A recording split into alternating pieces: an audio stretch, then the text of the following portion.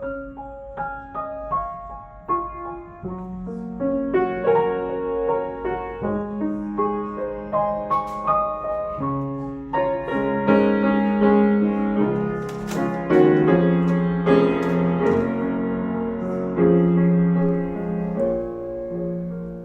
dando sequência ao nosso estudo panorâmico do Novo Testamento, nada cansativo e bem explicadinho, chegamos à carta de Paulo a Tito.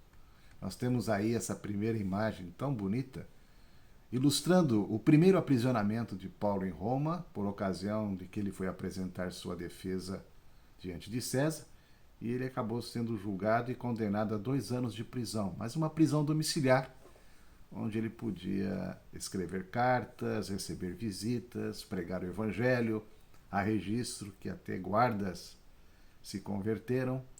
E então, depois que Paulo sai dessa prisão, ele faz uma 4ª viagem missionária, que não há registro. E ele fica ali na região da Macedônia. E então, nessa ocasião, é que Paulo escreve a Tito essa carta, entre o primeiro e o segundo aprisionamento, no ano 64, mais ou menos, na Macedônia. Então, esse tempo depois de Atos 28, é que está o registro ali. Né? Tito, convertido de Paulo. Tito era grego, incircunciso. Tito era um filho na fé. Nesse capítulo 1, versículo 4, justamente, Paulo diz a Tito, verdadeiro filho, segundo a fé comum, graça e paz da parte de Deus Pai e de Cristo Jesus, nosso Salvador. Tito se tornou um grande colaborador, junto com Timóteo, os 2 grandes colaboradores do apóstolo Paulo no ministério da propagação do Evangelho do Reino de Deus. As missões difíceis eram assim, Paulo encarregava a Tito. Por quê? Porque Tito era de personalidade forte, destemida, experiente e que sabia suportar pressões, dificuldades. E então, sempre quando tinha uma missão mais complicada, Tito era o encarregado. Por exemplo, a igreja de Corinto, que era uma igreja que tinha muitos problemas, muitos desacertos, desencontros. E então Tito foi enviado por Paulo para que cuidasse de algumas questões ali. A gente pode ver isso muito claramente em 2 Coríntios, no capítulo 7, versículos de 5 a 7. Vamos ler aqui. Porque chegando nós à Macedônia, nenhum alívio tivemos, pelo contrário, em tudo fomos atribulados, lutas por fora, temores por dentro. Porém Deus, que conforta os abatidos, nos consolou com a chegada de Tito, e não somente com a sua chegada, mas também pelo conforto que recebeu de vós, referindo-nos à vossa saudade, o vosso pranto, o vosso zelo por mim, aumentando assim meu regozijo. Então, o registro de que, de fato, Tito estava ali cuidando das questões da igreja de Corinto. E também em Creta, que houve conversões ali na ilha de Creta, e então Tito é recomendado para cuidar desses convertidos dessa ilha de Creta, isso no capítulo 1, versículo 5. Por esta causa te deixei em Creta, para que pusesses em ordem as coisas restantes, bem como em cada cidade constituísses presbíteros conforme te prescrevi. Lembrem-se que quando Paulo faz a sua 4ª viagem, ou seja, a viagem que ele vai a Roma, que é a 4ª viagem, não missionária, eles passam pela ilha de Creta. Isso está registrado lá em Atos 27. E Creta era um lugar terrível de pessoas desonestas, mentirosas, violentas, inclinadas à preguiça e à glutonaria. Sabe? O capítulo 1, versículo 12, olha só o quadro. Foi mesmo dentre eles um seu profeta que disse: cretenses, sempre mentirosos, feras terríveis, ventres preguiçosos. Vejam vocês.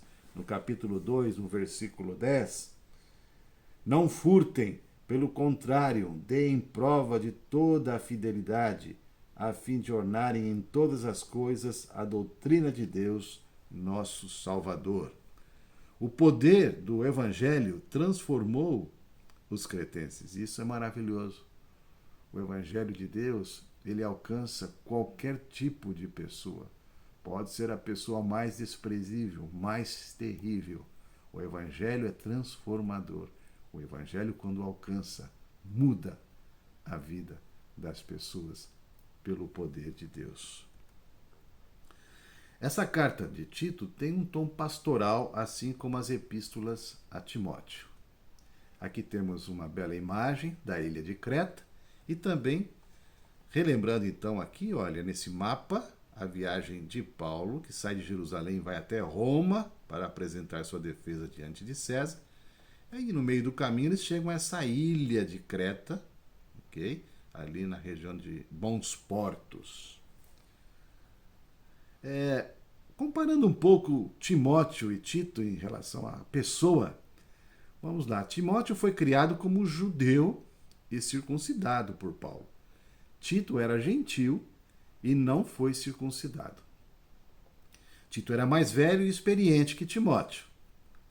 Tito era mais forte fisicamente e em personalidade do que Timóteo. Timóteo precisava ser incentivado. Tito não. O tema desta carta é modelo, é exemplo, é comportamento, cuidado. Também fala muito de obras. Esses dois textos são importantes.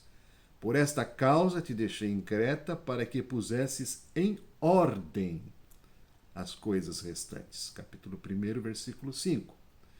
E este outro texto do capítulo 2, versículos 7, 8 e 15, torna-te pessoalmente padrão de boas obras. Então, a carta de Paulo a Tito tem muito de obras, de realizações, de fazer o bem. Então ele diz, no ensino mostra integridade, reverência, linguagem sadia e irrepreensível, para que o adversário seja envergonhado, não tendo indignidade nenhuma que dizer a nosso respeito. A palavra obras, como eu disse, aparece aqui. Não salvos por obras, não por obras de justiça praticadas por nós, mas segundo a sua misericórdia, ele nos salvou. 3:5. Salvos para as boas obras, para que os que têm crido em Deus sejam solícitos na prática de boas obras. O capítulo 3 de Tito, ele é central, porque ele vai apresentar a preciosa e graciosa obra de salvação, totalmente gratuita, totalmente pela graça. Nós fomos salvos sem ter que fazer alguma coisa para conquistar essa salvação. Ela é unicamente nos méritos de Cristo, da sua obra redentora na cruz. Mas uma vez que nós somos salvos, aí sim, as obras são importantes. Porque as obras, elas na verdade são uma carta de apresentação. São um registro do que de fato aconteceu conosco, a nossa salvação pela fé em Cristo e pela graça. E uma vez salvos, nós temos uma nova vida. E uma nova vida operante, uma fé operante e que realiza obras, muitas obras. Mas não obras para a salvação, porque a salvação já aconteceu. Então é muito importante esse texto e eu gostaria de fazer o registro dele na íntegra. No capítulo 3, vamos ler dos versículos de 4 a 8. Quando, porém, se manifestou a benignidade de Deus, nosso Salvador, e o seu amor para com todos, não por obras de justiça praticadas por nós, mas segundo sua misericórdia, ele nos salvou mediante o lavar regenerador e renovador do Espírito Santo, que ele derramou sobre nós ricamente por meio de Jesus Cristo, nosso Salvador, a fim de que, justificados por graça, nos tornemos seus herdeiros segundo a esperança da vida eterna. Vejam vocês, justificados, ou seja, salvos por graça. Agora o 8. Fiel é esta palavra, E quero que, no tocante a estas coisas, faças afirmação confiadamente, para que os que têm crido em Deus sejam solícitos na prática de boas obras. Estas coisas são excelentes e proveitosas para os homens. Então, a palavra obras é muito importante aqui. Vejam vocês. Torna-te pessoalmente padrão de boas obras. 2:7. Um povo exclusivamente seu, zeloso de boas obras. 2:14. Prontos para toda boa obra. 3:1. Os que têm crido em Deus sejam solícitos na prática de boas obras. 3:8. Quanto aos nossos, que aprendam a distinguir-se nas boas obras. E há outros temas: pureza, fé, sã doutrina, salvação. Para melhor entender este livro, o estudo deste livro, há uma proposta de dividi-lo em 3 partes. A primeira parte, o capítulo 1, a igreja em ordem, a importância de uma boa liderança na qualificação dos presbíteros. A segunda parte, o capítulo 2, na igreja sadia, a importância da sã doutrina na instrução de todos os grupos da igreja. E a terceira parte, o capítulo 3, uma igreja ativa, a importância das boas obras na conduta cristã diante dos incrédulos. Antes de encerrar, gostaria de fazer uma breve oração.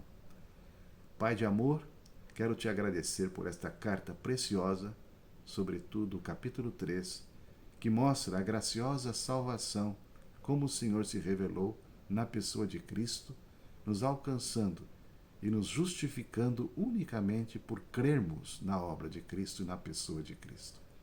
Mas uma vez que somos salvos, Senhor, te agradecemos por essa nova vida. Que seja, Senhor, que seja uma nova vida cheia de boas obras, de uma fé operante para a tua glória. Muito obrigado, Pai. Te agradecemos em nome de Jesus. Até o nosso próximo estudo. Um abraço.